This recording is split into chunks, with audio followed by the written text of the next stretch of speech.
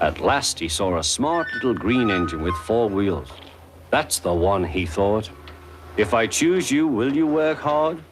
Oh, sir, yes, sir. That's a good engine. I'll call you Percy. Yes, sir. Thank you, sir, said Percy. And Sir Topham Hatt brought him back to the yard. Edward, he called, here's Percy. Will you show him everything? Percy soon learned what he had to do, and they had a happy afternoon.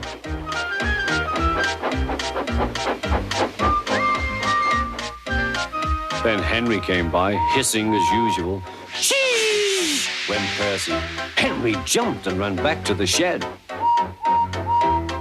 How beautifully you wheeshed him, laughed Edward. I can't wheesh like that.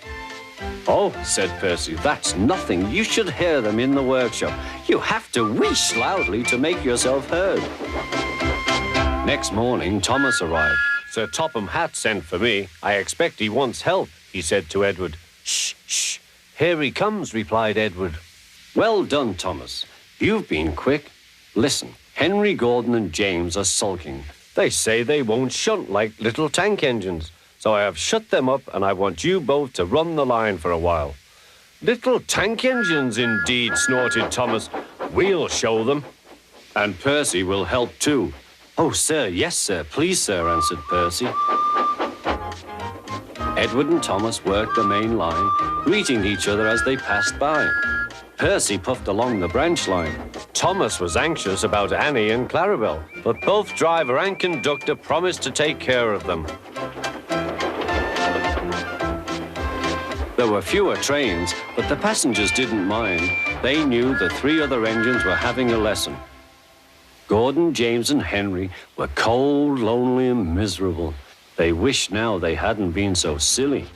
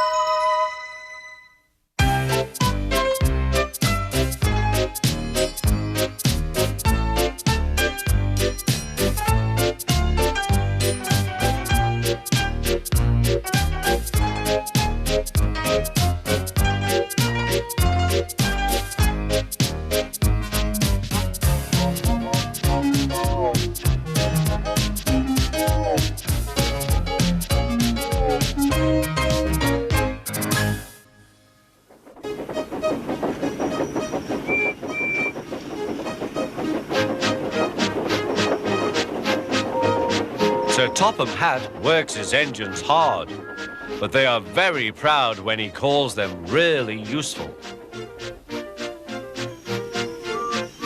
I'm going to the scrapyard today, Edward called to Thomas. What? Already? You're not that old, replied Thomas cheekily. Thomas was only teasing.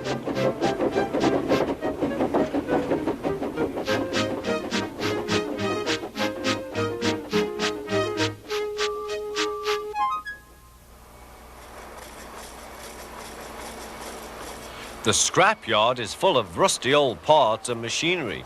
They are broken into pieces, loaded into cars, and Edward pulls them to the steelworks, where they are melted down and used again.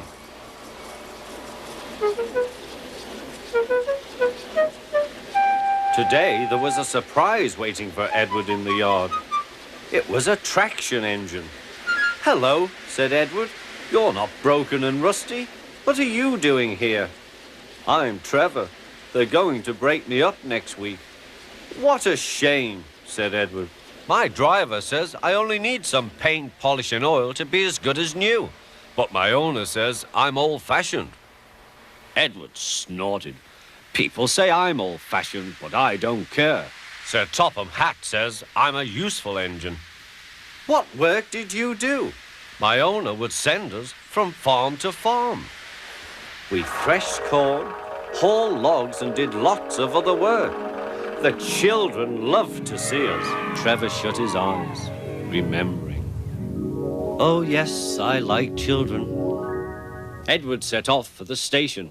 Broken up, what a shame. Broken up, what a shame. I must help Trevor, I must. He thought of all his friends who liked engines, but strangely none of them would have room for a traction engine at home. It's a shame, he hissed. Then, beep, beep. Why didn't I think of him before? There, on the platform, was the very person.